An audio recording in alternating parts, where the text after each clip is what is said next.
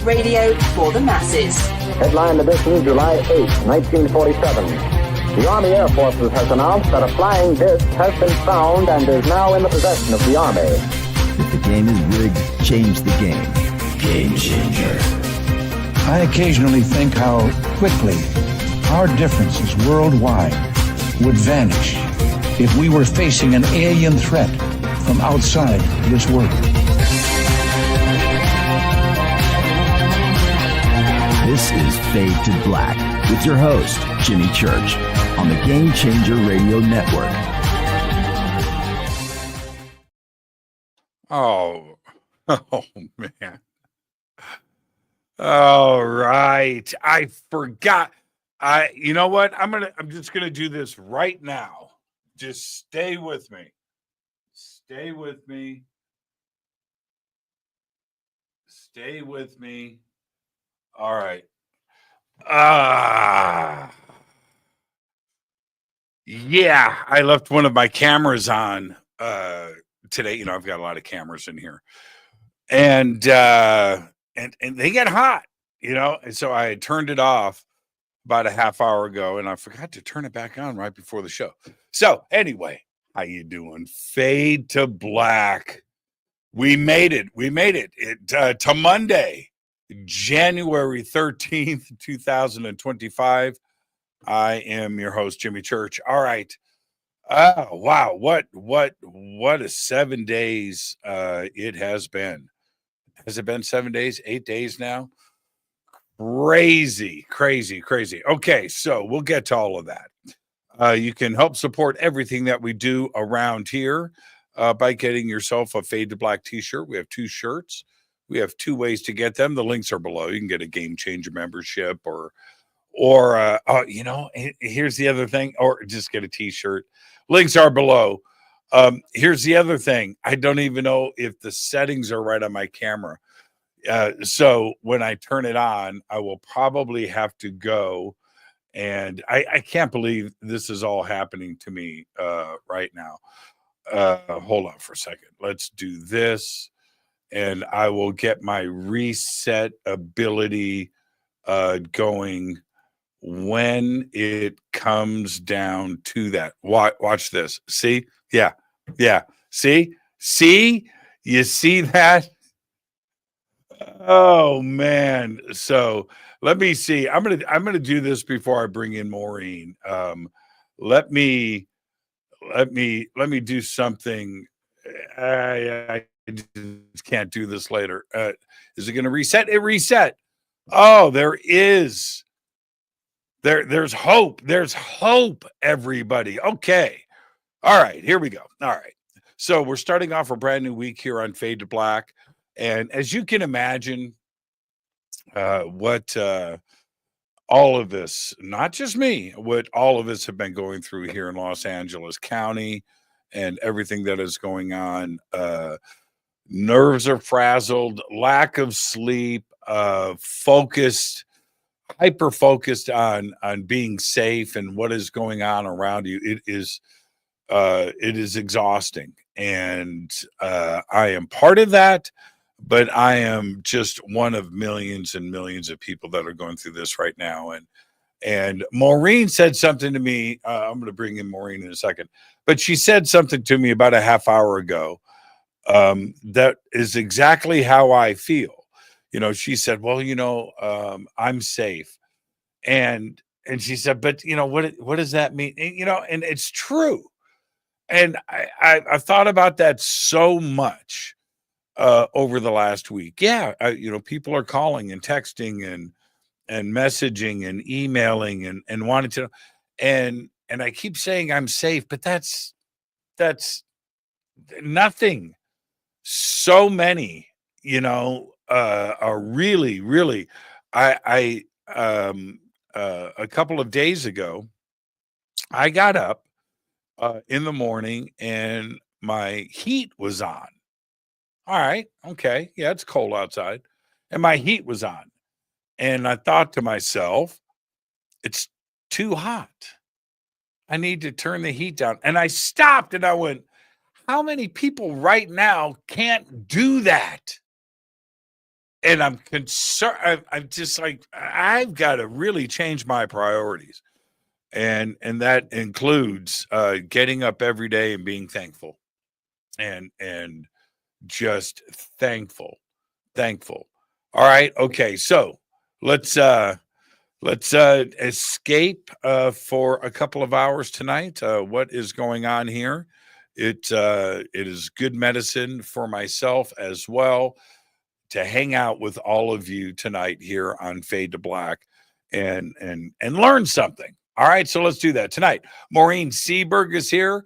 We're going to be talking about synesthesia tonight. What is that? Oh yeah, and a lot more. I'm going to get my learn on. I know a little bit. Tomorrow night, Sheila Seppi is with us. We're going to be talking about her new book, Walk-ins and Hybrids. Well, that's not the name of the new book, but that's what the book is about. And Wednesday night, Scott Walter is here. He says he's got new Templar documents.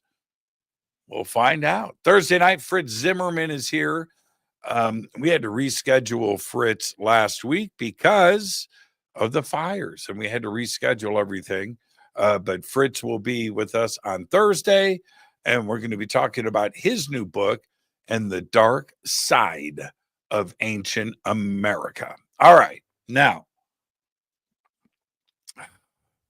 man, I blew out my throat a couple of weeks ago, and I used to go through this a lot more than I do now. But anyway, I blew it out, and then the fires came, and there's all this stuff in the air, and there's that, and plus, I've been raising my voice to some people that I consider very smart and very intelligent, and they want to call me up and tell me about this latest conspiracy theory about what's going on. I'm just yelling.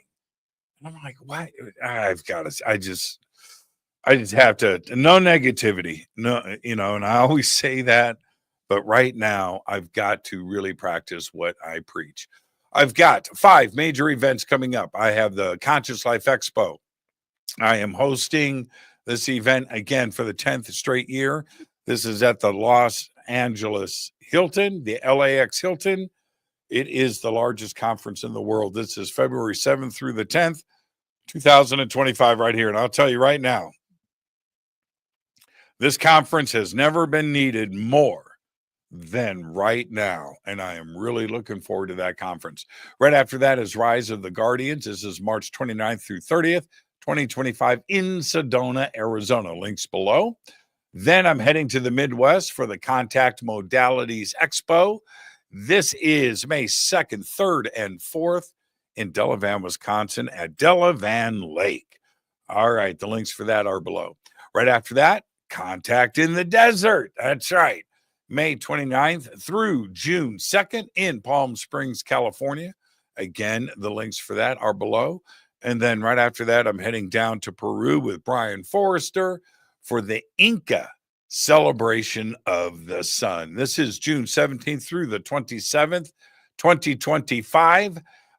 We have a few spots left on this tour, and I am going to Peru twice in 2025. This is the first event. Links for that are below. Hidden Inca Tours. All right. You know what? Let's get started. Tonight, it is Maureen Seaberg. She is with us, and she is an author, and she's a I messed it up, Maureen. I messed it up. Maureen warned me. Synesthesia, right? Like anesthesia, synesthesia. I'm going to listen to Maureen correct me tonight. Now we'll get it right, and so will the rest of you, because we're going to talk about the world of synesthesia. I did it again. See, this is live radio. Let's skip the word for now. Where senses blend in remarkable ways, and its intriguing connection to some of the world's top remote viewers. We're going to do that and so much more tonight. Maureen's links are below, and I would like to welcome for the first time to Fade to Black, Maureen Seaberg. I messed it up. That's all right. It's not easy. So It, I like to tell people it's like anesthesia, as you said, but right. it's synesthesia, which is the joining of the senses. So, You say it so easily, and I've so been at this a while, Jimmy. yeah, well that there's that part. Yes, and I appreciate that. The other side of it is the chat room is really going to enjoy every time I mess it up tonight, and we can all laugh together. Well, Hey, I'll tell you. they Uh, make it a drinking game, actually. You could oh take a well, shot every you don't want to say that. You don't want to say that to this audience. Years ago, years ago, this is probably 10 years ago, and I'm hosting Coast to Coast.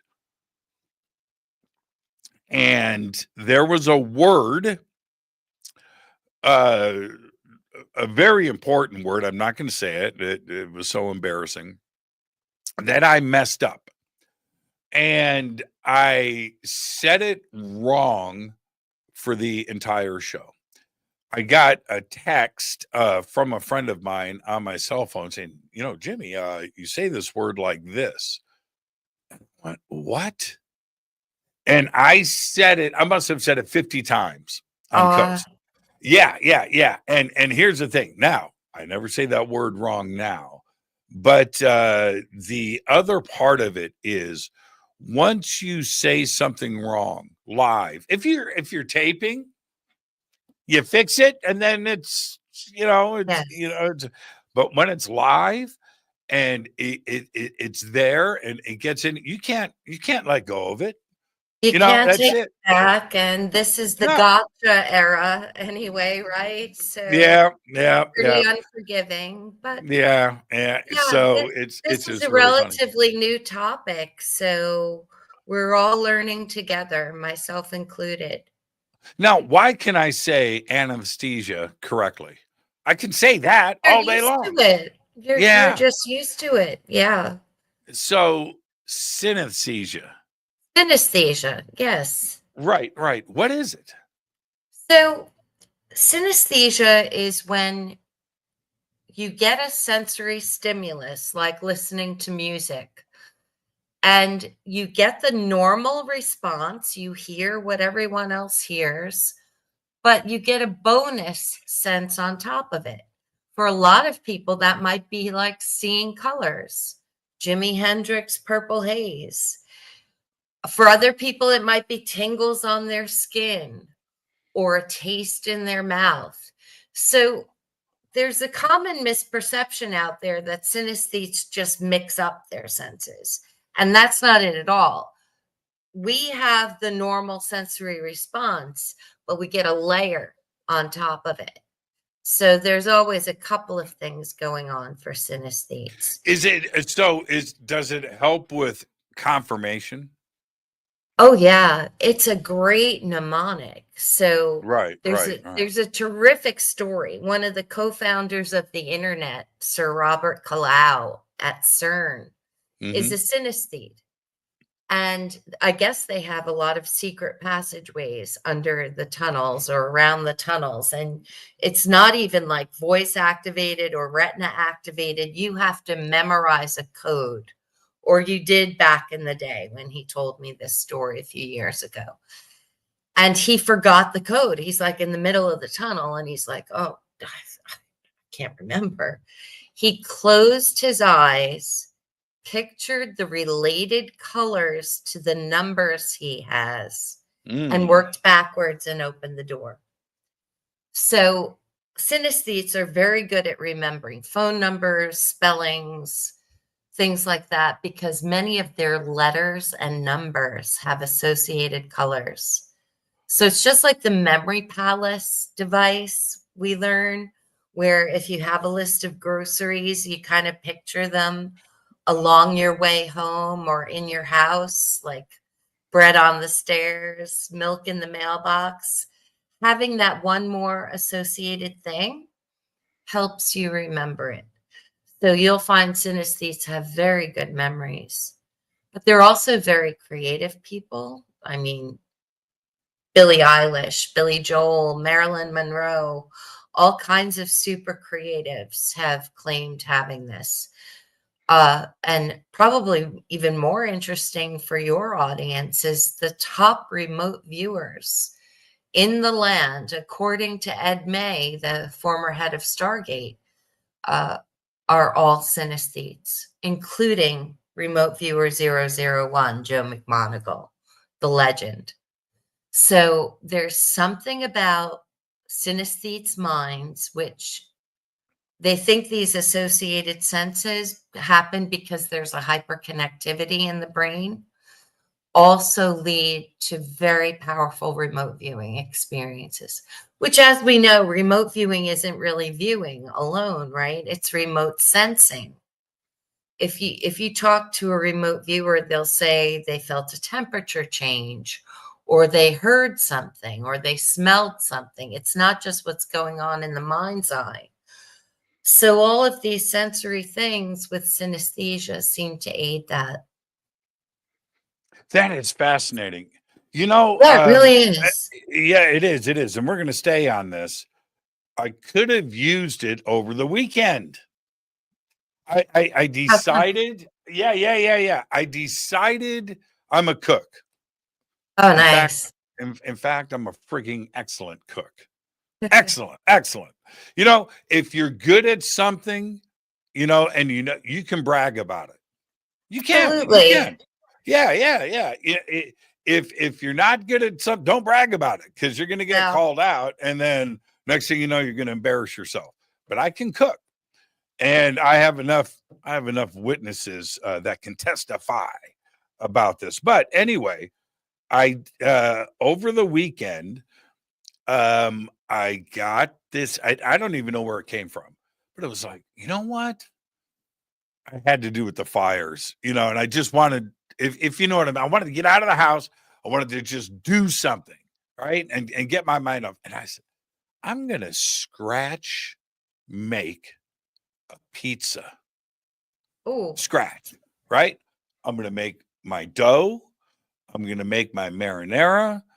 I'm going to season I'm going to do, I couldn't make pepperoni, but if I could have, I would have, right? Okay. So anyway, or the cheese, I couldn't exactly go and make my own cheese, but anyway, so I got this idea. So I get a recipe together. I go to the store, right? And I buy everything. I get home and I'm unbag and I'm plotting it out. This is a lot of work, but this is my afternoon. I'm going to scratch bake this pizza. By the way, I got it done.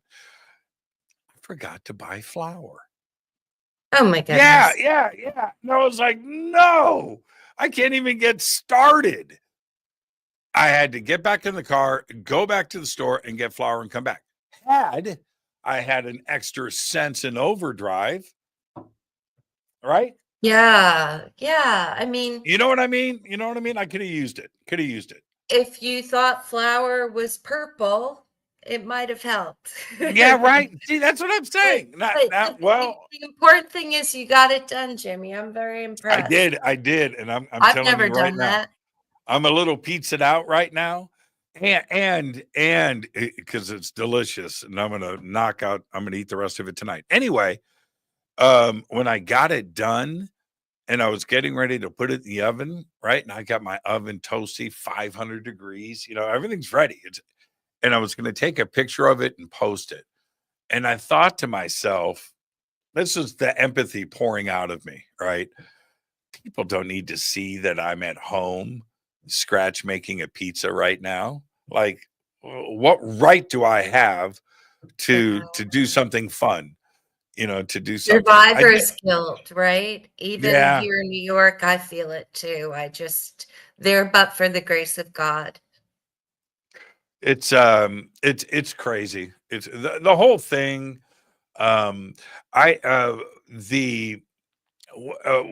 Talk about extra senses. Empathy is a strange thing, Oh and yeah. when it's a strange thing. And let's go back 2-3 decades, and I started it's always into research, but you start to read about empaths and what that is, and I was always intrigued by that. And I fortunately have been able to interview so many empaths, and I always ask, how do you deal with it? How do you keep that in check? That's got to be, if you, I mean, Yeah. I have some friends that are so empathic. You can say one wrong word, And it triggers them. Yeah. triggers like it's crazy. Yeah. And Well, you're so intuitive, Jimmy, because that's a type of synesthesia too that has nothing to do with color.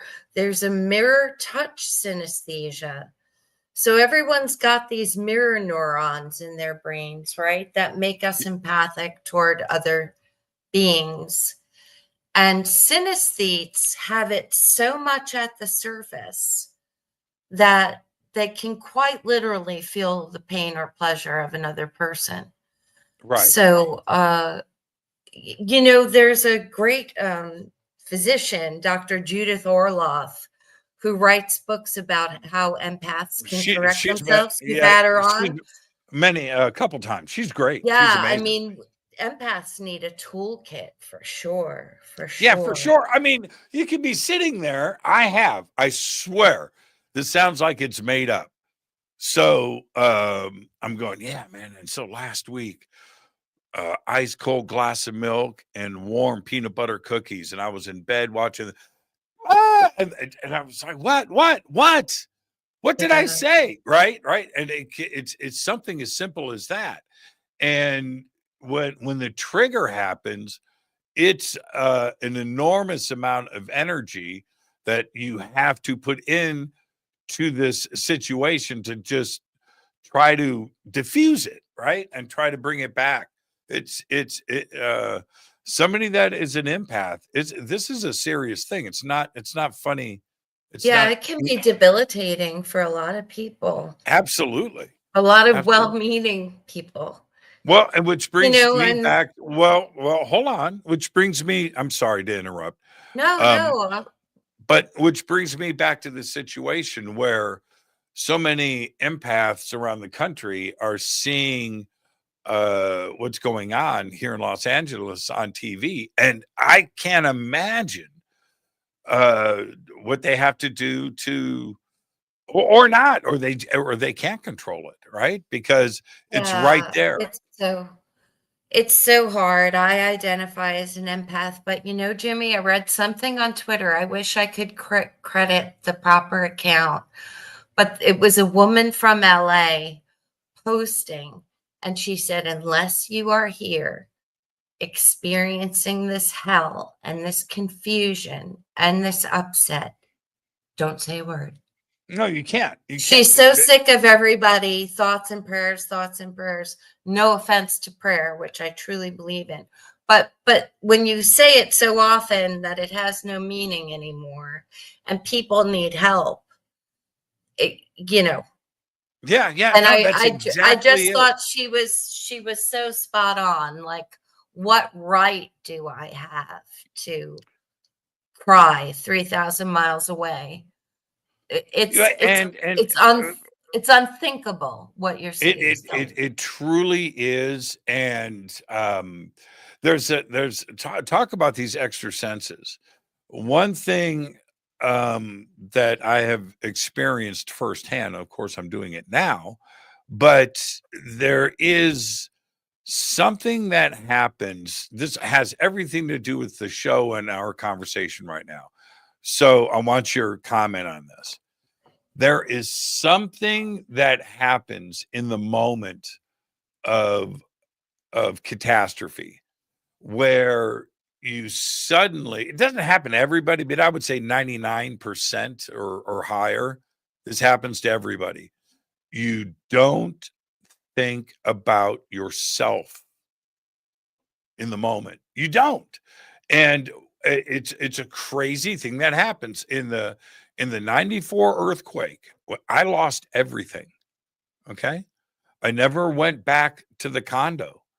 Wow. And we got another place to live. I had to stay with our parents for a couple of months until we got another place to live, as did thousands and thousands and thousands of people here in Southern California. But I came out of the condo in the dark at 4 a.m, no elevator. Somehow we got outside. We did. And we gathered across the street in this parking lot of a church that was across the street from our house in Sherman Oaks. And slowly, after about maybe 5 or 10 minutes, there's a couple of hundred people in this parking lot. And all we were doing was helping others, doing this, doing that, running and rescuing. And it wasn't about the self. It was really weird. I never even stopped and thought for a second, hey, man, how am I doing? No, that's not what's going on. And That's really rising to the occasion. Yeah. Do you remember Mr. Rogers? I hope this doesn't sound corny, but I love this quote story about him. When he used to be scared as a child, his mother said, when bad things happen, watch the helpers. And that's the only way I can process a lot of this, is seeing the super scooper come in and, like you could hear Wagner playing with for sure. Dropping the chemicals in the water. And God bless the people out there, the Mexicans, the Canadians, everyone who is, and the Americans, the good Americans are helping each other. That's maybe just watch the helpers and be the helper, right? It's extraordinary to see. And there's again, it has everything to do with this conversation that we're having and tonight's show. Yes, people have lost their homes and they had to evacuate. Something deadly. On the other side of that deadly situation are human beings going in and fighting that deadly situation, putting everything else aside, right? It's just really the amazing. moment. Oh man, it's crazy, man. If you want to see something, I tell you, somebody would. I'm going to say something bad. I don't want to offend you, but the pilots that are doing this have nads, big brass. They are amazing at low altitudes, through the smoke, through the flames. Man, it's remarkable. I live next to my house out here. I have one of the staging airports out here, and I it's an honor to be able to stand in front of my house and just watch the helicopters and the planes. There's a bunch of fixed wing aircraft out there, jets and stuff, all firefighting, and they're all lined up. And so when I ride my Harley, I've taken tons of pictures. I ride my Harley out to that airport all the time because first off, it's next to my house. Second, I love airplanes. Third, I'm on my Harley. What's cooler than riding next to a private airport with all this mail hardware out there? Just it's so cool. But it's staged and ready to go. Right. Now it's being used. So I can just stand out in front of my house and I posted some videos. But it is, and I think about the pilot. Those pilots, man, they're ready, man. They're in the front of that thing going, let's go, man. That's crazy. That's just amazing. Yeah. Incredible. So now back to the remote viewing part. You mentioned CERN, and I like that story. With remote viewers and not all of them, but most of my favorite remote viewers I've had on the show, and most of them. And I often wonder, and I ask them all, they've all answered me a little bit differently, but what is it that you see? Not what you see, not the target, but what's the thing? What's this, what's Uh, that world like that you go into? Can you help me with that, and how a remote viewer is getting through the clutter and zeroing in, not only using extra senses, but what is it that they have to look through?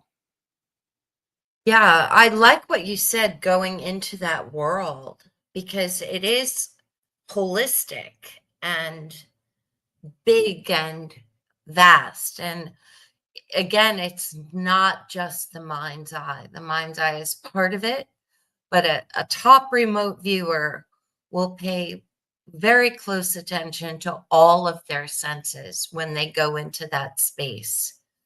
So I think for Joe McMoneagle, he said things have a vibration, and if something is older, it vibrates higher, and they have their own kind of shorthand, sensory shorthand, that tells them what's going on around them.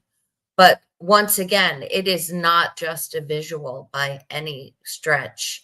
When I tested myself with someone who's quite an experienced remote viewer, the target was a place, and I sat in this quiet space, and I literally felt the warmth of sunshine on my arms. I heard birds calling that were not my backyard birds. I could hear wind rustling through trees. It was this complete bubble, this complete world, as you say. And it ended up being, I drew it for the tester, and it ended up being the entrance to the Bronx Zoo here in New York. So by listening, by smelling, by feeling, by tasting, you can build that world. You can translate that world that is your target. The ability to not now, okay, so you have to use discernment, right? What is the difference between an actual smell or something that is tied into the remote viewing, right? Because if I'm remote viewing and my mom is in the kitchen making chocolate chip cookies, that chocolate chip cookie smell ain't gonna help me find the entrance to a zoo. No, Right, good right. point. But the smell of leaves, right? And old dirt in a forest is a different. And so if you get both of Right. those at the same time, right? I find that fascinating. Absolutely. As you say, discernment. And also, uh, it's sort of, all of it is sort of a liminal space. It's kind of this mezzanine world that isn't right. It's here, but it's not here. And with practice, they learn to distinguish Now, what what's about here. taste? Does taste come into it? Taste does come into it, yes. So, taste actually is one of the best triggers of memory. We call them Proustian moments because Proust wrote about tasting a Madeleine cookie and it taking him back to having tea with his aunt as a child over and over. So it's very primal. Taste and smell will take you somewhere almost instantly. And you know what they're finding, Jimmy? In my last book, which was Fearfully and Wonderfully Made, The Astonishing New Science of the Senses, we went into what the latest research is into the traditional senses. And I'll come right back to synesthesia because it's totally related. Oh, okay. You- Hold that Sure. right there. Okay. It's my friend Melanie. Melanie's just come in. She says the ability to taste something in a psychic sense is called air gustance. Oh, Claire Claire. Gustance. Claire, air gustance. Air gustance is something I get after I have a shrimp salad. That's something else altogether. But Claire gustance, that's a thing. Yeah, all the Claires, clairaudience. Okay. all- Oh, I see what you. Yeah. See that. Sometimes I can be really. I can expose my doltness. Oh, you got it Uh, right away. yeah, But yeah. That's there's this valorization of vision that goes on in the traditional senses, and when we consider psychic talents, it's just one of the senses. It's just one of the channels that you get information from. So I'm glad she brought that up. Claire Gustance, great word. There's two things, like the sense of smell and taste, that they affect everybody for sure, right? But the taste of Coca-Cola in a plastic I've got my cup. Diet Coke. Yeah. In a plastic cup, right?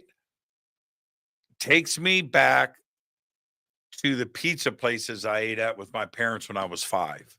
Wow. You know what I mean? You know, remember Yeah, those it's plastic, like the plastic? reptilian brain stuff. Yeah, It's yeah. so It works every time. hardwired and old. Yeah, Yeah. I understand you. Yeah, it's really strange. And so it's not strange. We all have it. But what I enjoy, once you are aware of it, is experiencing taste or smells and see immediately where your mind goes. Oh I like yeah. that a lot. Yeah. That's something that I enjoy practicing. Have you heard about these restaurants, Jimmy, where they blindfold you and they surprise you with a meal? They're big in I Europe. have, and It sounds I like ain't gonna fun. do it. No. No, That because does you not never sound fun to me. know. You Doesn't never sound fun know to me. what they could put in front of you, I guess. Okay. I want to stay on subject, but Jason Martell, right? From from Ancient Aliens. So Jason calls me up and he says, "Hey man, I'm going to take you out to dinner."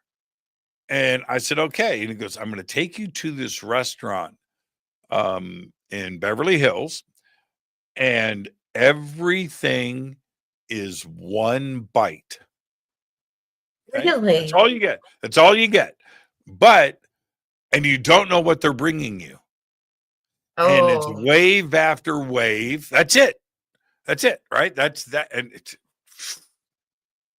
was what a very clever expensive. concept. What a Yeah. clever. So now it's one thing to order what you want off of a menu, and then the food comes and it's not as good as you had hoped. Right? You know what I Yes, mean? Now that's it's something happened. else. It's something else all the time. It's something else altogether when you're getting your meal is one bite, right, of something that you don't even know what it is coming to the table. And it's wave after wave. And it was quite the experience, I got to say. Yeah. Um, I'm really intrigued by this. I never heard of it. That's Yeah. amazing. Yeah. I think it I do was. know someone here in New York, whenever we all go out to dinner, the waiter comes around to his side of the table and he just says, "Surprise me." But he's I never do that. had a bad meal because the waiter will know what's good on the menu. A waiter or waitress. I have a Will. restaurant. I'm going to give a shameless plug right now for a restaurant here. It's called the Raven's Nest. You can Oh, look it I up. love birds. Yeah, the Raven's Nest. No, it's a Gothic steakhouse. Okay, looks like a castle. Looks mysterious. It's dark. It's witchy. It's cool. Anyway, and the owner is brilliant. Her name is Kat. And the food, it's a high end Gothic steakhouse. All right. Kat, is the mixologist. She owns the restaurant, but she is amazing. I don't order drinks. Nope. Just bring me what you want. Wow. Just do it. Just do it. You No. trust her, yeah. Yeah. Don't care. It's everything. It's yeah. And I like that. I That's like a that way to element. wake up the senses too. That's a way to wake Right. up the senses. It's a great way to shake it up. Now, what do you have one sense that is, or are all of your senses about the same, or do you have No, a I higher have. juice in something? So the surprise writing this book was that synesthetes, these people with bonus senses, often have one superpower sense. So there's a woman who can smell Parkinson's disease. Perhaps you've heard of her, Joy Milne in Scotland. And it was because she's a synesthete and her husband started to smell musky to her, even like freshly showered. And she was like, something's wrong with him. And then he developed Parkinson's disease. So she goes to support group meetings and everyone in the meeting smells like her husband. And she started telling researchers about it and they took her seriously and tested her. And do you know she helped them identify chemicals that are present on the skin as long as Holy 10 crap. 10 years before the Parkinson's becomes really visible, when most of the damage has been done. So she's a super smeller synesthete. And then there were like wine experts who were super taster synesthetes. In my case, I found out, I've known for a while that I'm a synesthete, but there was always something up with my vision in particular. Like I would hear what people would call things in terms of color, like a red cardinal. And I would disagree. I would politely always disagree. Cardinals are a vermilion color to me, like an orangey red. So I finally got tested, and it turns out I have an extra set of cones in my retina for color vision, and I see as many as 100 times more color than is normal. It's called tetrachromacy. So in answer to your question, yes. Don't make me say that. Do not make me say that. You get a pass on that one. It's Okay. new for me too. But in answer to your very astute question, this thing with synesthesia seems to be the gateway to one or more super senses. So I really think we should be testing children early on and give them all the resources they need to develop into X-men and X-women. Why not? Because I think sense is the seed of our sovereignty. And that extends to your bullshit meter. Excuse my French. That's fine. But we all know. And humans are such magnificent animals. You know, this book taught me we can see light at the level of a single photon. A human being with unaided eyes. We can smell 1 trillion scents. They used to think it was 10,000. It's not, it's 1 trillion. And they've put humans on scent trails like hounds, and we can follow them. So there's this myth that humans don't sense as well as the rest of the animal kingdom. Not true. Victorian era nonsense. All the latest research points to extraordinary sensory capabilities in all people. You know, some stronger than others in different areas, but everyone is fearfully and wonderfully made. That's why we titled the book that. This is fascinating. And now I'm going to state the obvious really quick. And I'm not flirting. Audience, listen to me. You have amazing eyes. And you've been hearing this your whole life. And you also have a mirror. You look in the mirror. You have been gifted with beautiful eyes. Have you always, but there's a reason for my flirtiness. Okay. And did you always, did you think everybody had your vision? You know what I mean? I thought everyone was amazing. I have always believed in the sanctity of human life. I did know my eyes were a little special. They Mhm. are very translucent. People stop me all the time, and so it's a thing. I'm not going to lie. But honestly, the other women, there are like two other American women who are also tetrachromats publicly here in the United States. They are extraordinarily beautiful women. And I said, especially their eyes. So I said something to one of the researchers about it. And she said, "Don't you know? It's supposed to be passed on. These genes were supposed to be passed on. So you were all created a certain way in hopes that it would be passed on." And this superpower is expected to spread to the entire population one day, Jimmy, because it's advantageous. So they think we can spot fever in people's skin earlier. I spotted an early skin cancer in a loved one once when the doctor wasn't even aware. I was adamant that there was something on the temple of his face, and it turned out to be precancerous. So What I'm about I'm night saying, vision? What about oh night yeah, vision? well, synesthetes are like cats.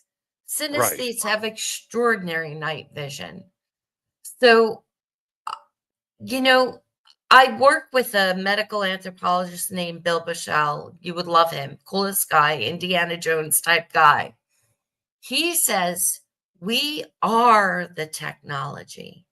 We are soft tissue high tech. Humans are the technology. So all this talk about brain chips and AI and everything else, I think of what's happening in LA, the 24 people lost. The preciousness of each of those people, when you see it, especially in the context of the census, every person is a masterpiece. Every person. And, you think about, I remember when the Syrian babies were washing ashore in Europe and being horrified and thinking, Steve Jobs was born to a Syrian, was adopted. He was a Syrian child, ethnically. Who's the next Steve Jobs that we're losing? Yeah, I know. You I know. know, at Yeah. every single life. And again, these sensory things. An average person, there are no average people, but to use a term, an Mm. average person can smell 1,000,000,000,000 scents. What does that So, tell us? how can we? Well, we can talk about this more after the break. How can we develop it? Is there you know what I mean? Is it like going to the So gym where you have to again, you're exercise? so intuitive. It is like going to the gym. Absolutely. Right. So in chapter 14 of the book, I do it's called Vivify Your Senses. And I do 10 steps, which I'm happy to run through with you after the break, including smell everything twice, get out in nature. Sitting in these rooms as we do, closed up all day, dulls our hearing, dulls our sense of smell. Well, maybe not with your kitchen going on, but in general, we're closed off. And humans lived outdoors much longer than they lived indoors. So the more time you spend out in the park, out in the woods, you'll just flower in your senses. It is plastic. The senses are completely plastic and can be grown. And I'm happy to talk What does that about mean? What the is other that? steps. What do you mean by plastic?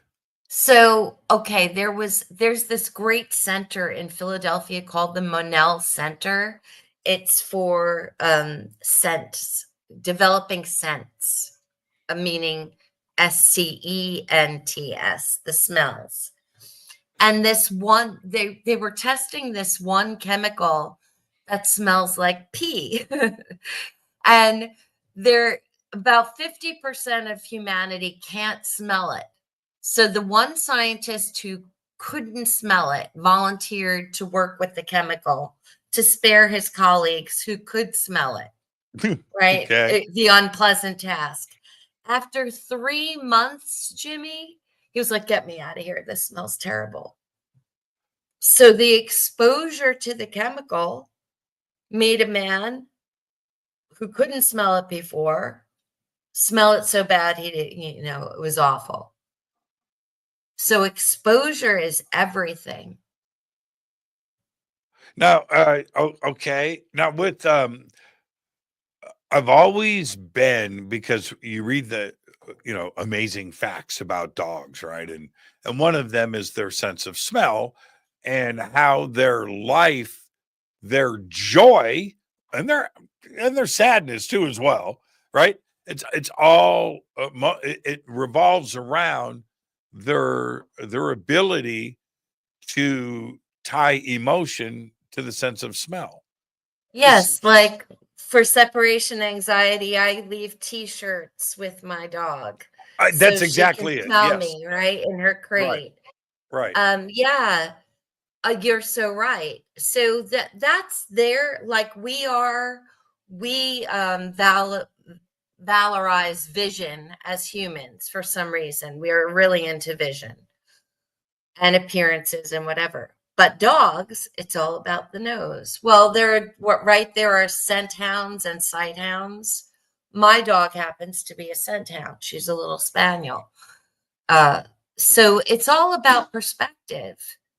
But if we worked on training our ears more, like listening to more varied types of music, for example, or tasting things like you did at that amazing restaurant, tasting things you've never tasted before, suddenly you can't untaste it when you try it again somewhere, right?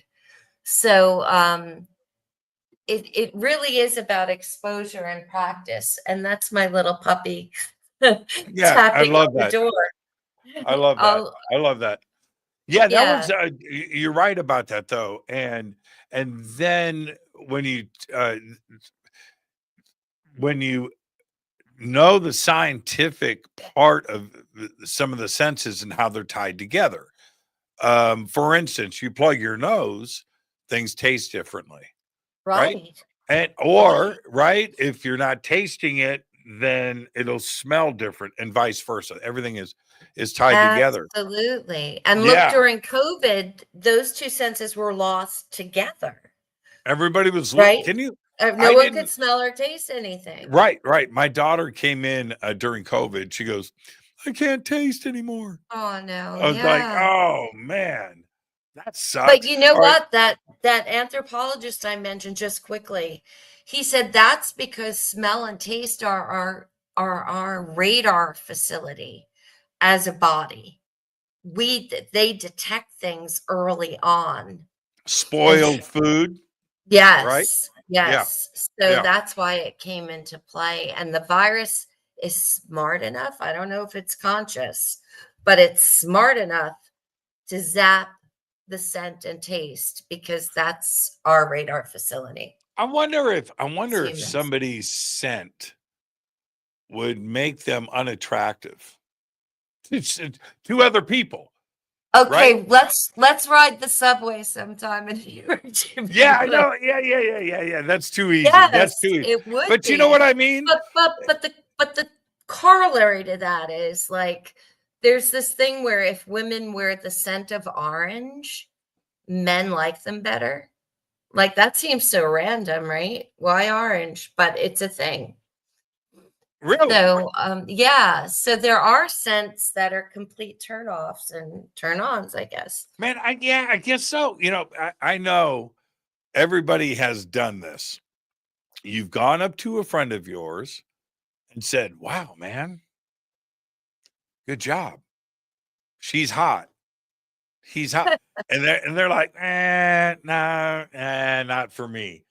Right. And it could be another, it's not the visual, right? That there's something else going on. Exactly. Wow. I know what you mean. Like, what's that French term, jolie laide? It means ugly beautiful. So, like, why is Gerard Depardieu a sex symbol, for example? Or Portia, I forget Portia de Rossi, the Spanish actress in Almodovar films. Like, on paper, unattractive people, but still attractive. Right. So what is that? What is that? Right? It's interesting. This is where we could have a lot of fun with this show, but I'm going to keep it clean. I wanted to, before we head to the break, I'm not going to name names, but I'm just going to show you guys some really cool stuff that I was sent for Christmas. And I just want to get this out of the way before I forget. This is an ET coin. Oh, you can't really see it. And it's solid copper. It's very cool. Ooh. Yeah. And it's a couple of grays on there. I got a UFO. Check this out. A UFO top. You know, a top that you spin. Oh, very cool. Now, I haven't opened it up yet. Now, check this out. And I know that these people are watching the show right now. So check this out. This is something I cannot believe this was sent to me. This is a Betty and Barney Hill t-shirt. Yeah, it says Notch Express. First close encounter of the third kind. Betty and Barney Hill, September 19th, 1961. Lincoln, New Hampshire. Wow, yeah. Legendary. Yeah, how cool is that? And then here's the coup d'etat right here. This is it. Check this out. Christmas gift. Mystery Hill. That's right. America's Stonehenge. Wow. How cool is it? I mean, you know awesome. What I mean? Yeah. Yeah. So you know who you are. And thank you guys. Very cool to get those gifts. Our guest tonight, Maureen Seaberg, is with us. This is an amazing show. Now, Maureen's links are below. Her books are below. We will be right back after this short break. Stay with us.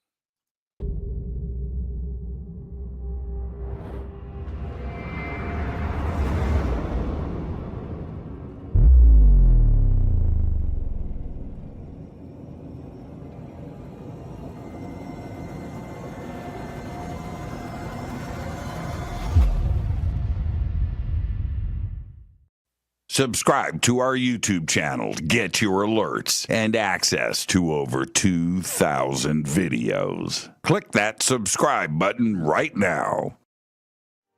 Go to jimmychurchradio.com and get the Fade to Black official podcast. 2,000 episodes, all of them commercial free for just $2 a month.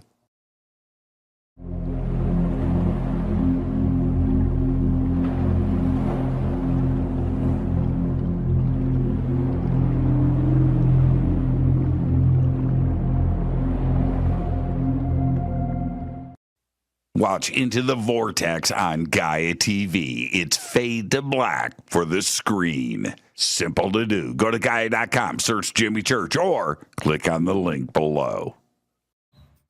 Follow Fade to Black on Twitter at JChurchRadio. Get all of the show updates every single day. It's now called X, but who cares? How you doing? Jimmy Church here. Special announcement. Get your Fade to Black t-shirts. That's right. Help support the show. Help support everything that we do over here. We've got 2 t-shirts. We've got 2 ways to get them. Get your Fade to Black t-shirt today. Go Backley Tappy. Go to jimmychurchradio.com and become a Fadernaut. Get a membership. That's right. Everything is commercial free. You have access to downloads, and you get to call yourself a Fadernaut.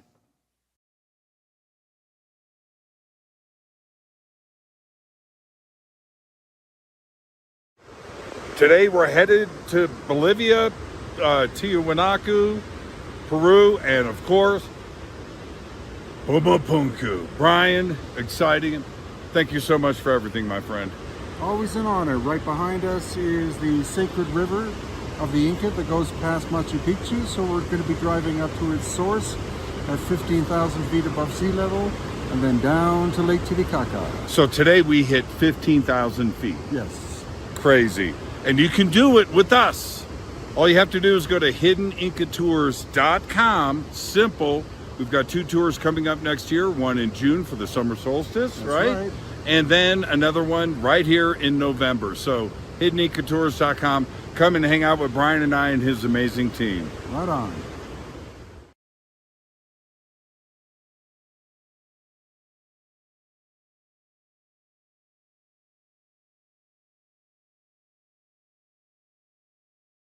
River Moon Coffee, makers of the Fade to Black blend. Truly the best coffee on planet Earth. Just visit rivermoonwellness.com or their Amazon store. It's all simple to do. You can check out the Fade to Black blend, the Game Changer blend, or any of their Black Moon Wellness products. It's the only coffee I drink. It is the best, and it's Doc. Again, rivermoonwellness.com.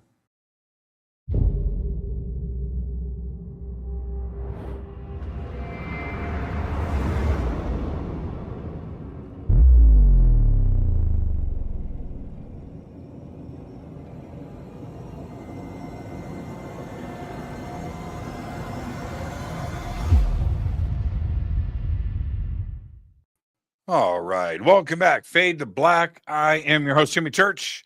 Tonight, Maureen Seaberg is with us. We're talking about synesthesia tonight. Did I say that right? Wait. No, I didn't. Anesthesia. Synesthesia. I can't. You're getting better. Everybody take a drink. Everybody, let's do That's shots. right. Let's do shots together. The 10 exercises we can do at the gym.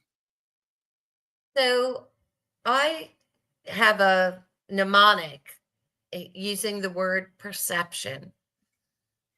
Those are 10 letters and it's 10 steps.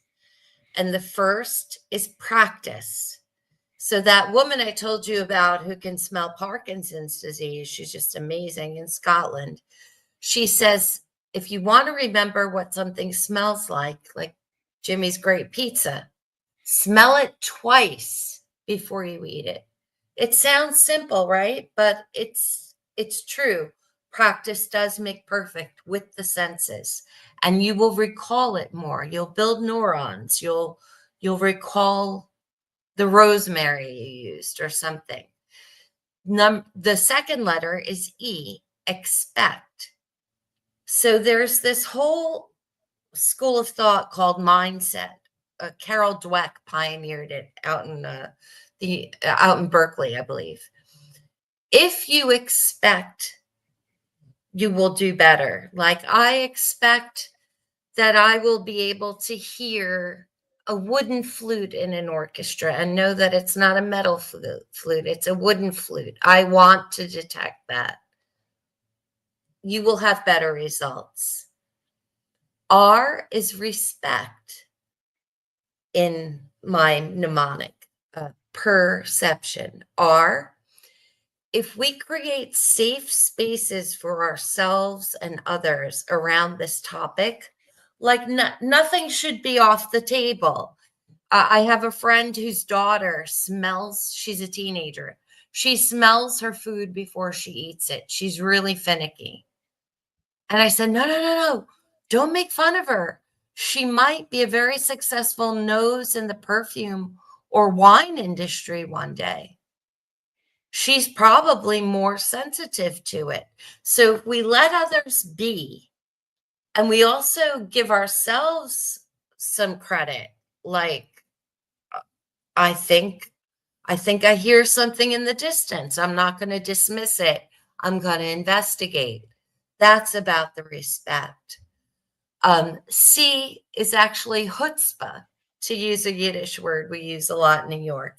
And it comes from a top scientist named Kenneth Pelletier, who talked about the chutzpah factor, CHUTZPAH, in exceptional performance. So Pelletier studied amazing people like firewalkers and people who could spear their arms and not bleed or have pain.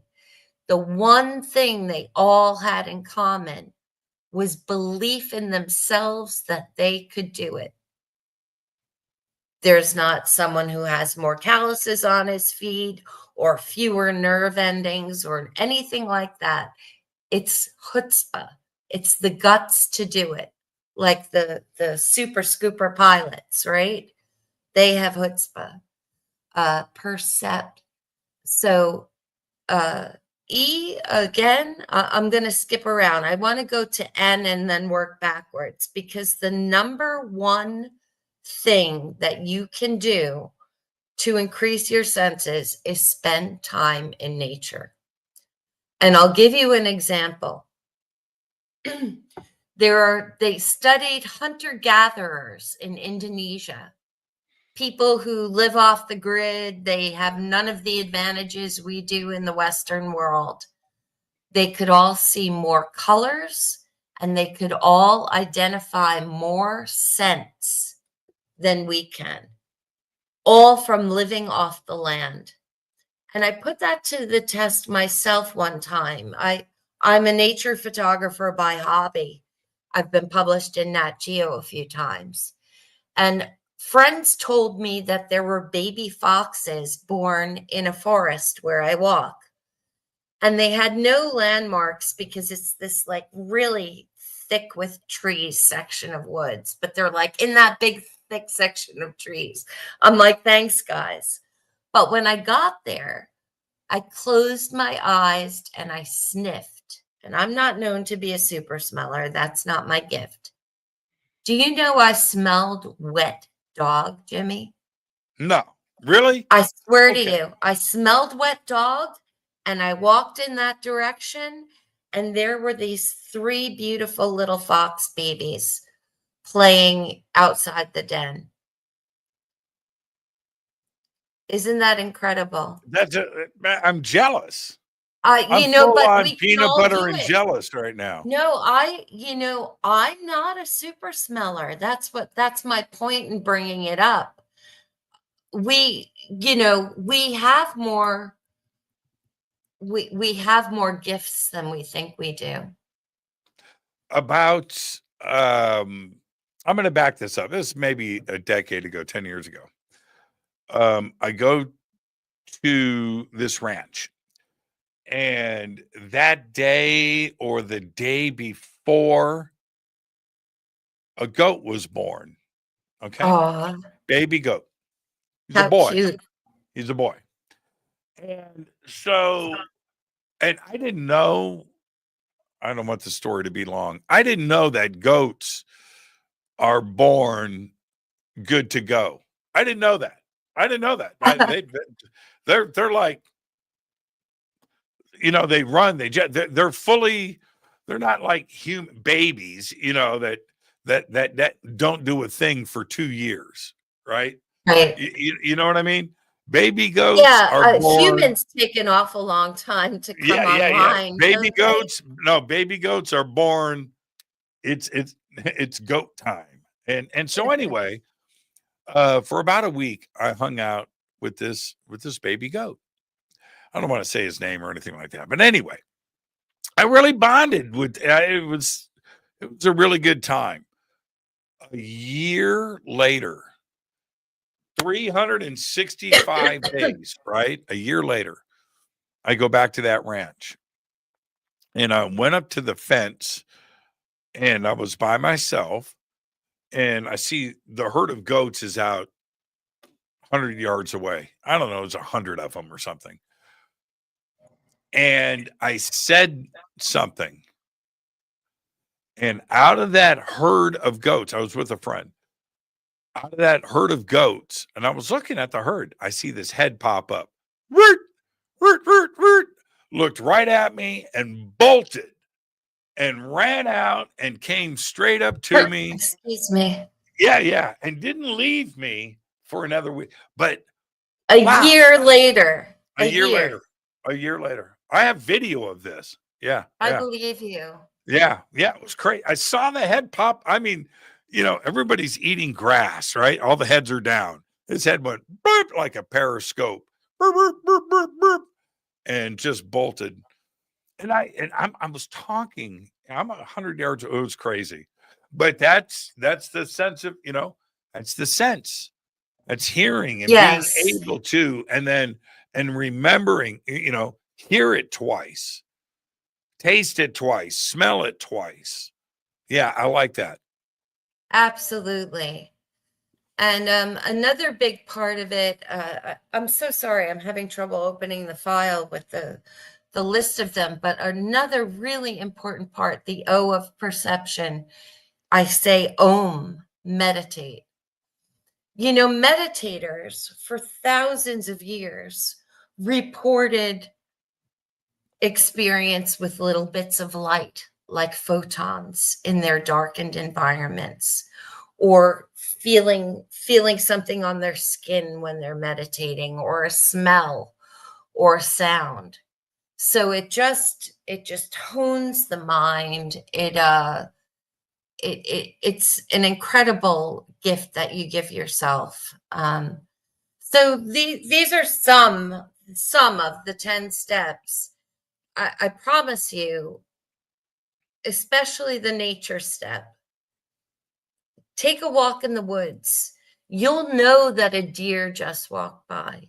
You know what that smells like. That's a musk, right? All of a sudden, you'll smell something different. And, humans were not meant to be holed up. There's an EPA study that blew my mind, done in the 80s. Do you know how much time Americans and Europeans spend indoors on average? Depends on where you live. Well, on average, you're right. You know what I'm saying? Yes, Sweden and Norway, you're indoors a lot. Yes. But the further south. But on average. But compared to animals, right? It's 90%. 90% of our lives. Sure. So they use the comparison that whales surface on the ocean more than we go outside. That's probably true. Isn't that wild? Yeah, it's probably true. To quote a scholar, that ain't right. That's not how we're made. That's not what we're made for. I started to notice this. A couple of things that I've seen in myself naturally. This was the changes that I didn't go out and try to do. I just naturally, something happened in my life where my habits changed. Okay. And so, but I noticed a few things. Now, first thing, like you're saying, nature, I get a Harley last year. So you're outside a lot more. What does that Harley do? Right? It takes you outside. And so I am able to, depending on the weather, I am able to spend 2 to 3 hours, start my day, by the way, right? Because I do this in the morning. Usually I go out for 2-3 hours for a ride. Now, what I noticed was immediate. I noticed the sense of smell that when you're in a car, you don't have. You don't have it. You don't have it. On a motorcycle, when you're going past a field or you're going past a dirt, I live in the desert, or you drive into the mountains or this or that, it's poppy season or whatever, all these different, driving through town, rain. I can smell rain from miles away, right? All of these things. So I started talking about it on the air. And the other thing that was happening with that, exactly what you're talking about, is I was disconnecting my mind from the other stuff that was impeding my day, whatever it may be, right? So now you're out on the Harley and you have a chance to be inside of your own head and not lie, right? Yeah. You're not lying to yourself, if you know what I No, mean. it's all in front of you. It's You're all not in front cut of you. off. No, you're not. You're not. And that's the I'm whole so nature glad part. you understand. That's exactly what I'm talking about. Being out in it. I mean, everything expands for miles. The sounds you hear, the temperature, everything. Thank you, I wouldn't Jimmy. That's trade it. exactly what I'm talking about. Yes. That So, kind of awareness. you know Paul Smith, right? Mm-hmm. Okay, Paul's a Great great remote friend. viewer. Yeah. I love that guy to death.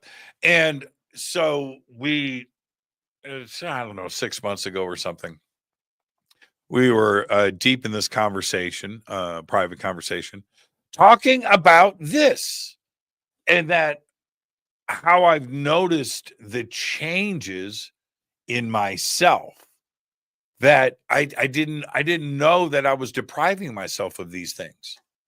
Right? You follow, and then you I go get you. now I can't go back. I can't go No, back. I started bird photography before COVID. And then when COVID happened, it was like the only safe thing to do in New York City. Go to a park by yourself with a camera, right? I can't go back. It's like, I call it like going native or going wild. Mm. I can't be inside that long. And I was previously at my computer all day long, and I still have to, as a writer, be in front of it more than I'd like to be. But I'm with you. There's no turning back, and I wish more people would have opportunities to get outdoors because it changes your life for the better. You know what happened to me today? Speaking of bird photography, I was upstairs. I'm in the back of the house, and I hear something, and it sounded like. Let me see if I can do this. And I'm like, what is that? And so I hear it. It was tapping, like ran. And I come out from the back of the house. I come all the way up the hallway. It's getting louder. And I come up to the railing of the stair or whatever you call that. It's not the stairs, but the railing at the top of whatever you call that. Yeah. So I'm looking down, and I'm like, where's that coming? Then I looked, and it was a bird trying to get its own attention in the reflection in the glass. Oh, Yeah. wow. Yeah. So I shoot this video, and you won't be able to see it, but this is me. I'm coming. Let me see here. No, you can't see it. You can't see it. All I right, can but that's imagine me. it though. Yeah, I'm coming up, and so now I see what's going on, and see it's a little bird. He's right here, and he's tapping on the glass, Perfect. looking at himself, and then he's flying away, and then flies and sees himself again, right? And he lands back, and he's tapping on the glass, and So I film cute. this. Yeah, and I what with a bird's vision,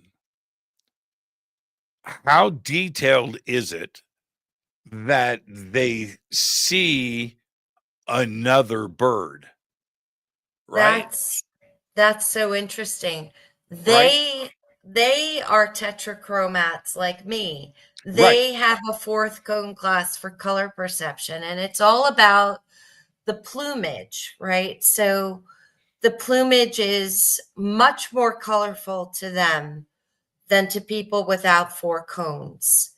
And it goes back as far as the dinosaurs.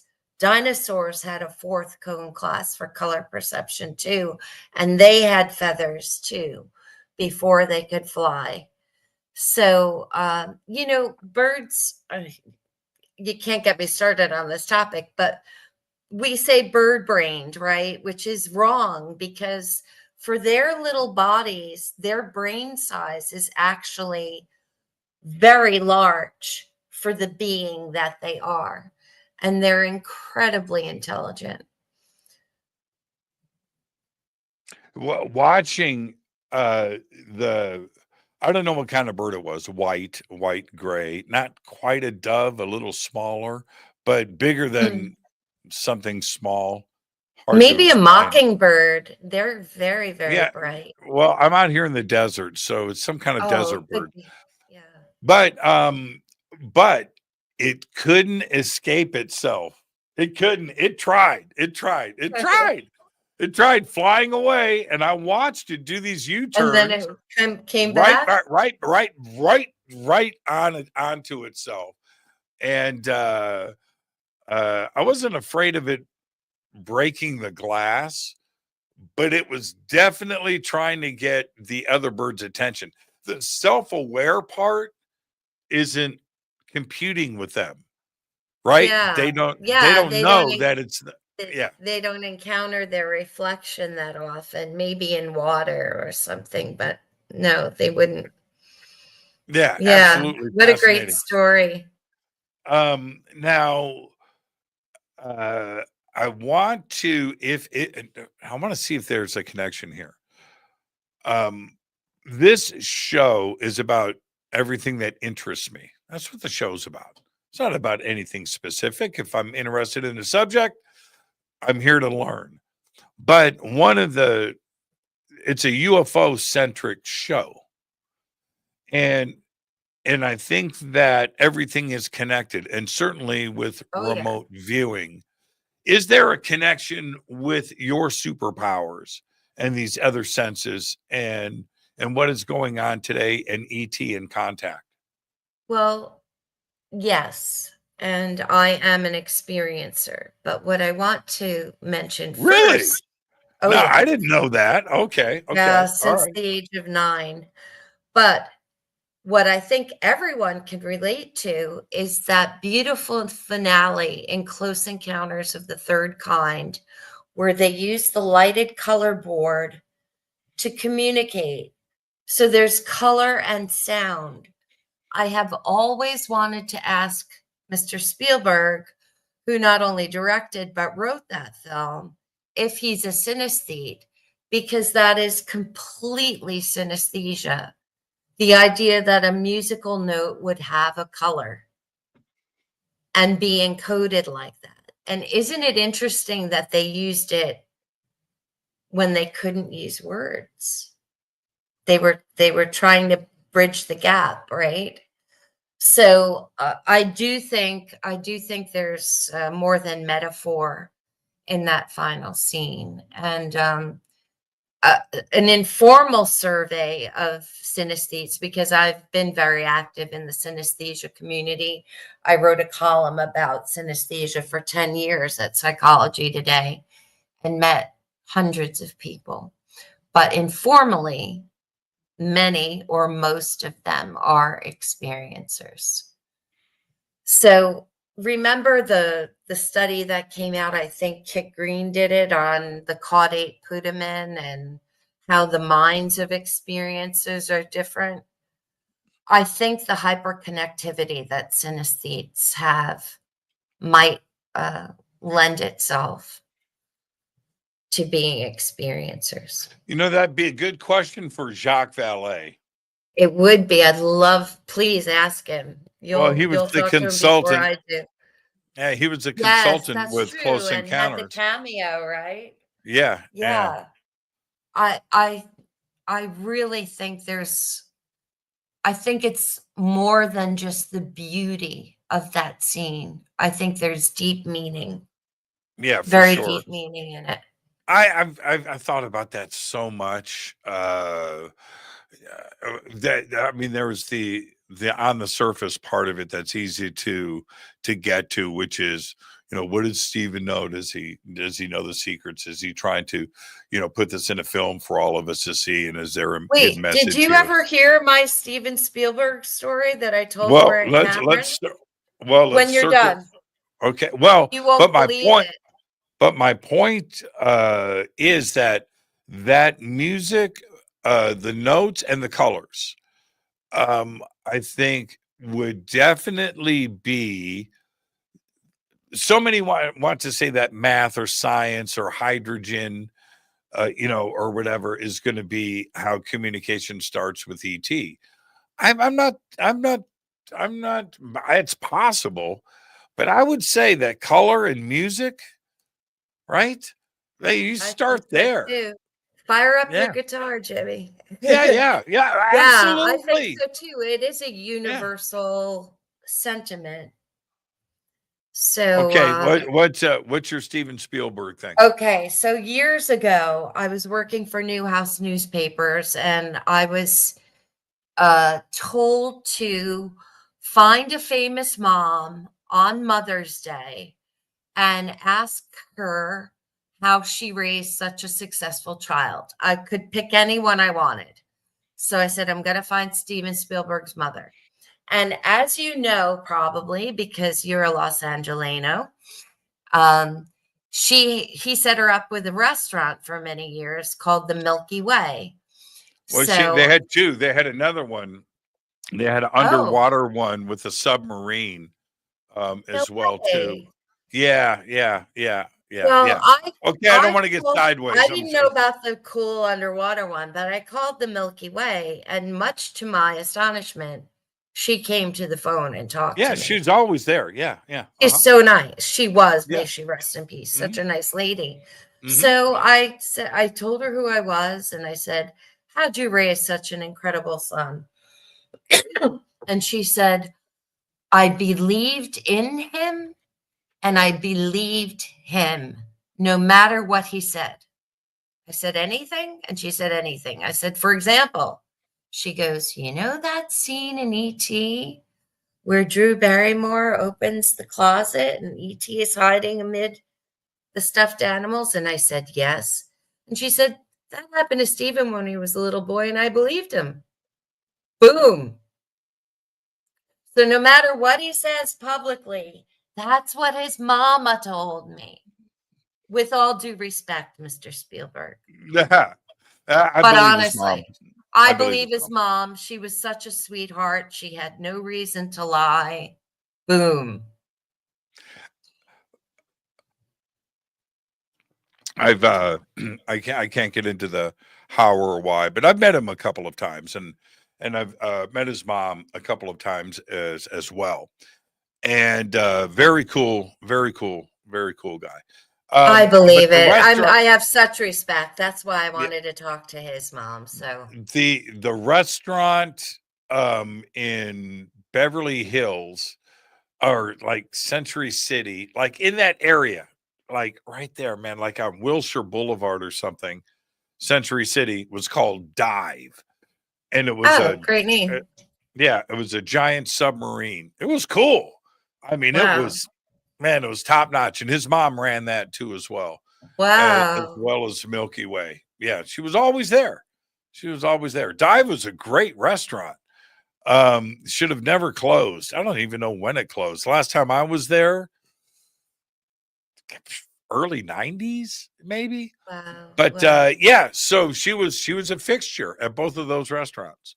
And I believe well, she's no longer with us, so I can say this. So, Her house, Spielberg lives in the area. I don't want to give anything away. I'm assuming he still lives at the same place, or he's got many homes in Zuma Beach. And so her house was on the other side of PCH, and you could see it from his house. You know what I mean? So like her house was like right. So they, even though with everything else, their relationship was so close that they still lived in the same neighborhood. You know what I So mean? nice. Yeah, It's yeah. so figures, Uh, doesn't it? I mean, his sensitivity and his vision and all of it. It all goes together. now, why do you think experiencers have superpowers? Well, you know, I feel political about this, Jimmy, and I don't feel political about much, but it's supposed to be 10, 11% people are experiencers, have seen the craft or whatever. Mm-hmm. I think this should be a protected group of special people with special abilities, because every experiencer I've met, I'm not talking about myself, I'm talking about the wonderful people in that community. They're all gifted. They're all gifted in some way. They're musicians, they're artists, they're intuitives, they're engineers. I have not met a dull experiencer ever. And I just think it's a type of sensing like any other. Some people have the spidey sense for it and some don't.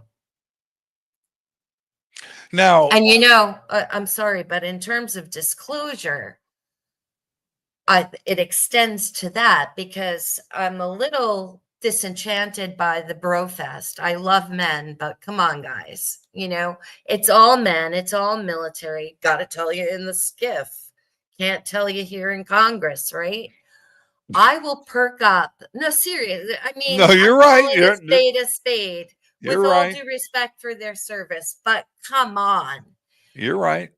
I'll perk up when some nice Midwestern grandma who's had dark skies over her farm for 50 years and stories to tell sits in front of Congress. I'll perk up. Where are the women? Where are the children experiencers who would Okay. speak from the heart? And here's I talk about this a lot, Maureen, and I hear people say incorrectly that the UFO community is a man's world. I'm not saying you're saying that right now. I'm saying that is No, a general I'm perception. saying the disclosure thing. Right.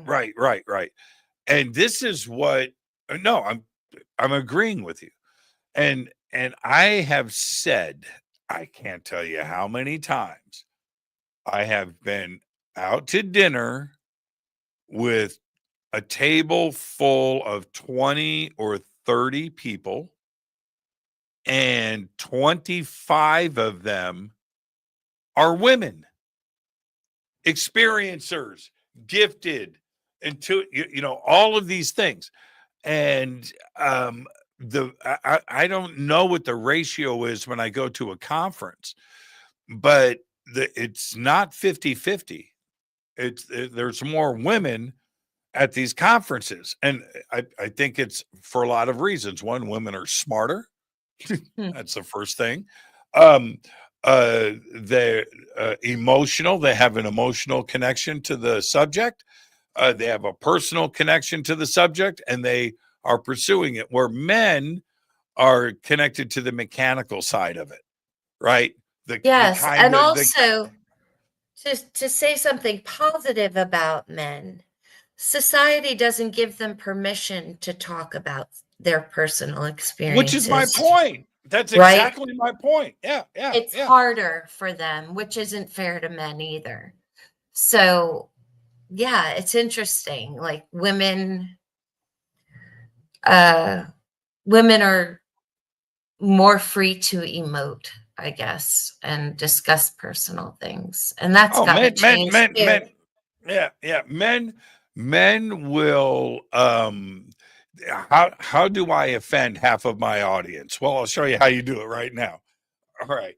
Is this men are okay with saying something like, it was crazy, man. Saw it, it was blue.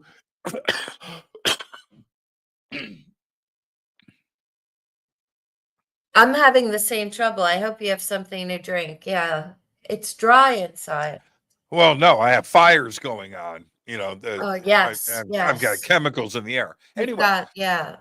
it went 2,000 miles an hour. It went across the sky, right? That's the male experience.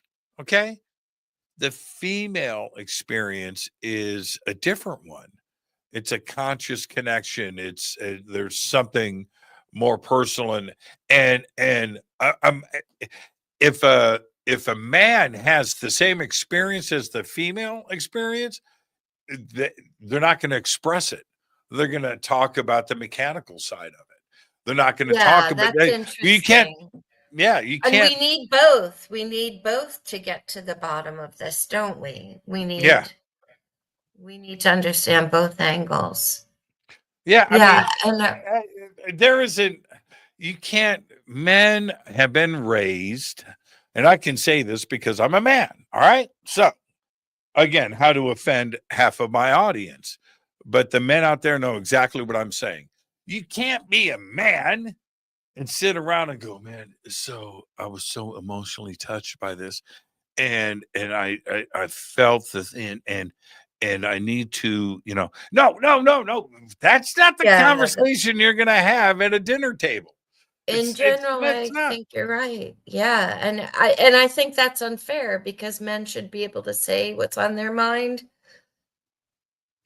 both the speed that it traveled and how it made them feel, So we all have a long way to go, but now what about, okay, so this almost got away from me. And by the way, yes, I ride a Harley, right? I've got a room full of heavy metal guitars behind me. I've got very tattoos. cool. I've got a Beastie Boys t-shirt on, right? Okay. I'm not going to talk about the emotional connection I had with E.T. Hell no. I'm not going to do it. I'm not. I've had it. Come on, Jimmy, tell us. But that's just, that's just it. society. I mean, gender roles, all of it. Yeah, for sure.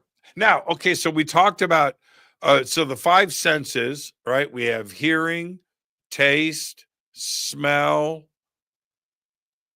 touch, and vision. What's that? Touch, and vision. Okay, so those are the five. But there's the sixth sense. Yes. Right? And that I think is also with experiencers completely elevated. That's like a radar antenna. That's a radio antenna. That's a Tesla tower to ET. Yeah, I think you're right. Because I mean, look at the fascinating topic of downloads, right? Which I really believe are collaborations because they don't choose someone who doesn't know something about the topic to download, like the amazing Michael Talbot, may he rest in peace, with the holographic universe. He was tapped to write that book for sure. Mm-hmm. And it had to be the right person. So there's some kind of really interesting interplay that goes on, in my opinion. And I think the consciousness aspects of it is where it's at, Jimmy. I think that's the most fascinating. And I think that's what's more than the hardware and the reverse engineering and all of that. The exotic physics and the effects on consciousness are what's so interesting. Do you think that Congress, they're barely Congress and the Senate, Capitol Hill in general, right now they're having to come to terms with the logistics and the mechanical side of this? Who are they? How are they getting here? Reverse engineering and craft. These are all logistical things and, mechanical things. but it's a whole nother issue when it comes to consciousness and what Oh, may it's be going much on. deeper. Yeah, I it's don't. much deeper. It is, and I don't know if they're equipped to.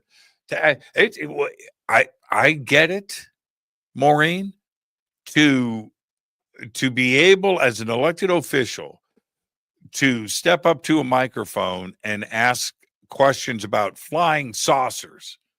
That's pretty crazy, right? I know. I can't And it's believe I'm alive for any of right, this. right, I right, right. actually can't. We've So I'm stepped happy into for a that. really interesting time. But they're not equipped for those questions. They're I getting I into a zone that they don't. And now what I think there we've are got to get to the some that will rise to the occasion, but I agree with you in general. You know what? To me, as a journalist, the story for me is all this stuff went into like black stuff, right? That I can't file a FOIA. I can file a FOIA for the government agency if they're in charge of something, right? But once they hand it off to Raytheon and Lockheed and everyone else, it's behind a solid wall for a journalist in most cases. I can't FOIA that. And that's what's going on. And I think our government just handing that off to private corporations for how many decades now? yeah. It's the scandal of the century.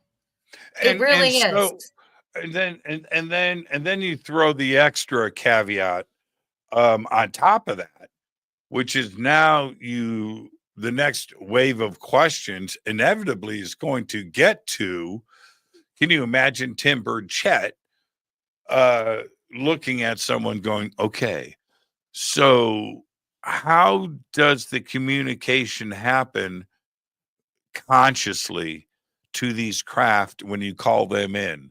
Right? I mean, that's like the next stage. Is that it's inevitably has It's to got to get there. happen. I Right, right. mean, have Chris Bledsoe come on, you know? Wouldn't I that be mean, I great? give Tim Burchett quite a lot of credit compared to his peers, you know?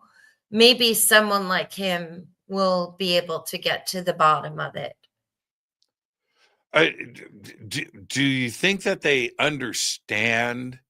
You can read the question, but then to understand the meaning behind the question, do you think that they really that they understand and comprehend what they are asking and what these No, answers may be? I I think there's too much money in government. I think it's all about money and lobbying and everything, right? Having been around it as a journalist for many years. I would like to think the change has to come at the societal level. We need to change. The politicians need to change. I'd like to see them rise to the occasion. I really would. We're talking about the wrong stuff in Congress right now. I mean, I'm glad we're talking about anything at all. Mm-hmm. That's progress. But this, I'll tell you, and this gift stuff's gotta give me a break. You know, this is the American public's birthright. This is the world's birthright. Who are we? Who are they? Why are we here? What is the real history of humanity? It's nature. Why? Yeah, It's like we were talking about dogs earlier, right? So you said you have a Cocker Spaniel? a Cavalier Spaniel. Do Cav you want to see her? She's right at my feet. Yeah, That's bring who her. is Let me see. making all What's her the name? noise. What's her Her name? name is Story, and I'll tell you about that. Not just because I'm a journalist and she's my Oh my story. gosh. Look at Hi, her name. everybody. I Her name feel is like Story. Linda Moulton Howe with the cats right now. Yeah, with chocolate and Muffy. Yes. So So this is Story, and let me tell you, she is named for NASA astronaut Story Musgrave. who is my favorite astronaut. And he knows about her, and he said no one ever did it before. So he also has a daughter named Story. So it's So the lineage. I love that. He's a Now, synesthete, by the way, Story Musgrave. he's a nice guy too. But here's the Yes. thing. So you're right. It's our birthright. It's nature. It would be like the government telling you the history of your dog is a national security secret. That's it. What do you mean? Don't It's my dog. don't It's a give them dog. any ideas. I know, but it's the You know what I same mean? thing. I It's the mean, same thing. the gall of some of these people, and I know you've dealt with them behind the scenes. I have too. This idea that it belongs to some people and not other people.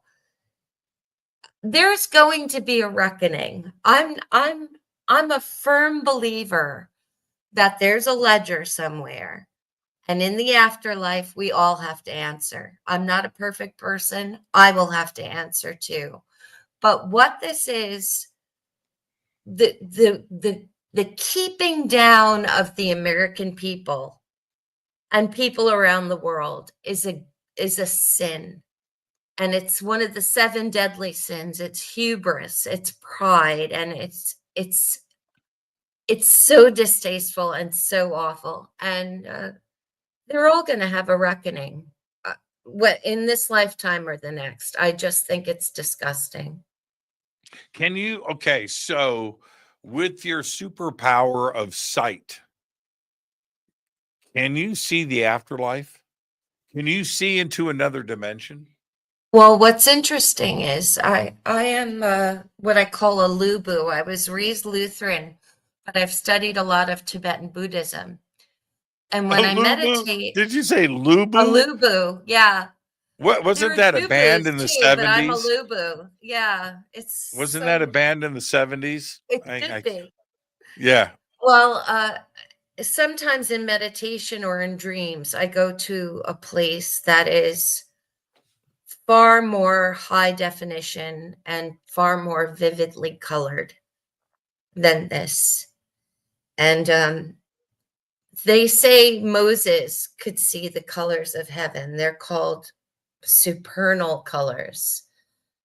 They're a little more vivid and varied than here on earth. And I like to think I've got a glimpse of some of that in a perfect sunset or in a beautiful dream or meditative vision. But that's just me. We are all extraordinary. That's my extraordinary. Your music and your ability to communicate is amazing.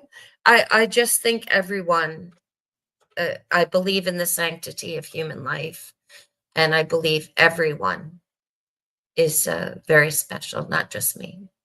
So my producer Bill just said the band was called Lobo. That's a wolf, right? In Spanish. Remember that they were in there, they were, I forget the tribe, but they were all indigenous. Wow. They had that song, Come and Get Your Love. Oh, Hey, come and get your love. Man, that was I a know good it. song too. Yeah, yeah, It yeah. is. It was Lobo, not Lubu. Lubu's a Yeah. restaurant. Lubu's a restaurant in Malibu. Nobu. Oh, Nobu. So, but to perceive, that's where I think consciousness comes into play here. So if your superpower, whether it's the sixth sense or something else, where you are able to take a glimpse into that parallel world, I think is one of our next stages of evolution, to be able to tap into that. I hope so. And I do think that all human beings have these potentials. And if we start accepting what children say, children are very open about their senses. I feel this, I heard this.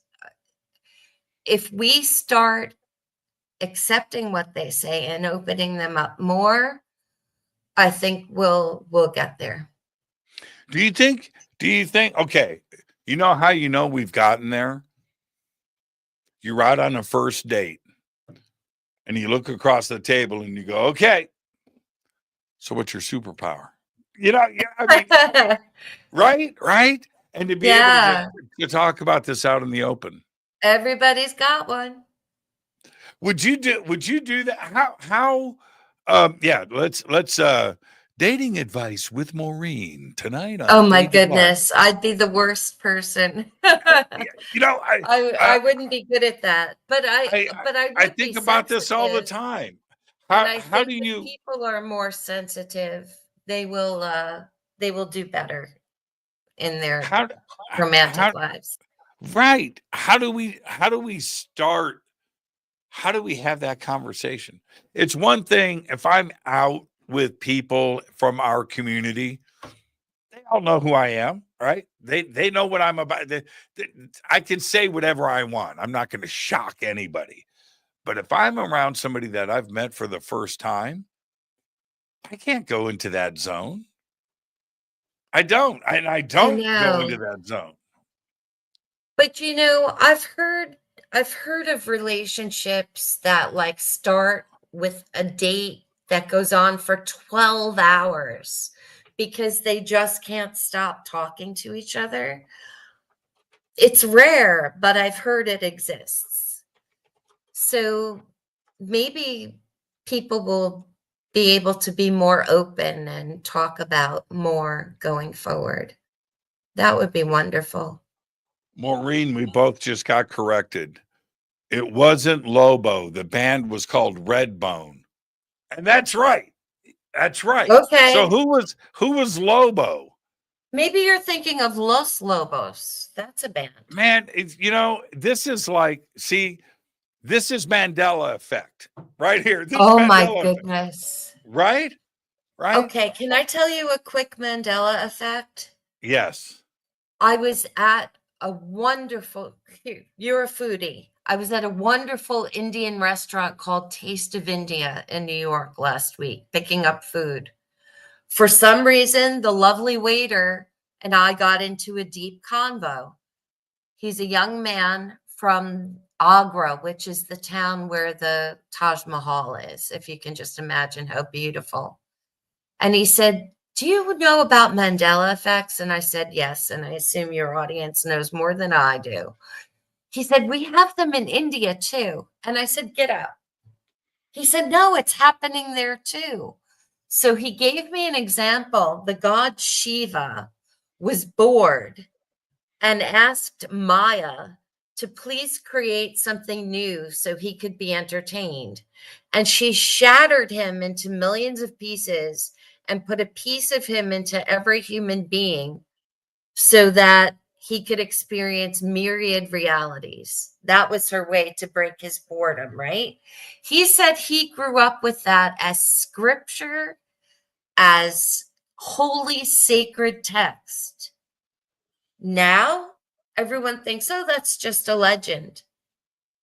He said, when I tell you that it was gospel truth, the Indian equivalent of gospel truth, and now it is not. And I thought, wow, this Mandela thing is happening in culturally specific ways, not just Western. Isn't that something? I would love to learn more of them around the world, but it's happening everywhere. I really feel, as crazy as this sounds to the uninitiated, but I really feel that because of physics and the idea of multiple timelines and multiple worlds all running in parallel, they're almost the same, identical, just a little, right? To the infinite in both directions. All right. Yes. That's what physics says. Not that sounds like crazy talk, but this is science. Okay. Right. But that a multiverse. And what's dividing one parallel world from another It's a very, very narrow. It almost what's this space in between atoms, right? It's like that. Who knows? And And so then it jumps tracks, right? yeah, they jump tracks. Maureen, that was a good way. I'm going to steal that. I've stolen it's that. not mine. I can't remember where I heard it. Okay, But well, it's it's a mine good visual, now. right? Yeah. Yeah. And that's what's happening with the Mandela effect, because I know, as a matter of fact, certain things that are part of my childhood and past that are there. And those memories now appear to be wrong. And it's like, wait a minute. No, it's not wrong. It's my memory, it's my experience and everything else. And now you're telling me that I'm and it's not. If it was just me, Maureen, okay, all right. I know. I've got but it's I millions feel of you. people. Yeah. Yes. Did you ever see the t-shirt? There's a t-shirt, a purple t-shirt, and it says, "Ever since Prince died, things have been strange." The I singer love that. Prince. Yeah, I I'm love like, that. yeah, it did get worse after we lost Prince. And David Bowie. And David Bowie. And David Bowie. And both of them aliens, by the way. I Both agree. of them. Yeah, both Without of them a doubt. just came The by. good ones. They're good Yeah, ones. and visited us and changed the world, and then turned around and departed. But okay, so before we wrap this up, how do we've talked about exercising the other five senses. That sixth sense that we have, that of the mind and consciousness, how do we, in a couple of minutes that we have left, how do we exercise that? I think we apply some of the same things I said: respect, practice, expect, meditate, nature. Pardon me. Open yourself up to it. And, I was very good friends with the amazing Kreskin, may he rest in peace, who we lost recently. He told me he would not have been the mentalist he was were it not for his mother's belief in him. So we are what we are as adults, but I would urge all the parents out there, let your kids be. Believe them like Mrs. Spielberg believed Stephen. Believe them like Kreskin's mother believed him, so that he could achieve great feats of the mind. It's about not shutting it down, I think. Do you remember the song Me and You and a Dog Named Boo? Yes. That was Lobo. Oh, okay. So I love them, but I didn't know it. Awesome. Yeah, there you go. No, that's a him. Lobo was a he. Excuse me. Yeah. But anyway, we'll end the show on that. Lubu, Nobu, Lobo, Maureen Seaberg. Thank you so much. What a great night. And what an honor to be with you, Jimmy. You're a legend. Iconic broadcasting here. Oh, happy to be part of it. You know what? It's the guest. Your dog Story could do this show if every guest was like you. Oh, yeah, thank you. I'm just telling you, it's all about the guests. It's all about the guests. And Maureen, I just want to say, if people have questions, my website is maureenseaberg.com. I'm very good about getting back to people. The links for Maureen are below. We've got them over on our website and throughout social media. Maureen, enjoy the rest of your night out there in the East Coast. I look forward to our next conversation. Thank you so much. Thank you, Jimmy. God bless. Perfect night on the show. And we got to meet Story. How cool is that? Thank you so much, Maureen. And now, really quick, before I say good night to everybody, I want to remind all of you about tomorrow night on the show, Sheila Seppi is back with us. She's got a new book out too as well about walk-ins and hybrids. We'll be doing all of that tomorrow night. Until then, I'll see you tomorrow. But until then, all I've got is go Beckley Tappy. Fade to Black is produced by Hilton J. Palm, Renee Newman, and Michelle Freed. Special thanks to Bill, John, Dex, Jessica, Dennis, and Kevin. Webmaster is Drew the Geek. Music by Doug Aldrich. Intro, Space Boy. Fade to Black is produced by KJCR for the Game Changer Network.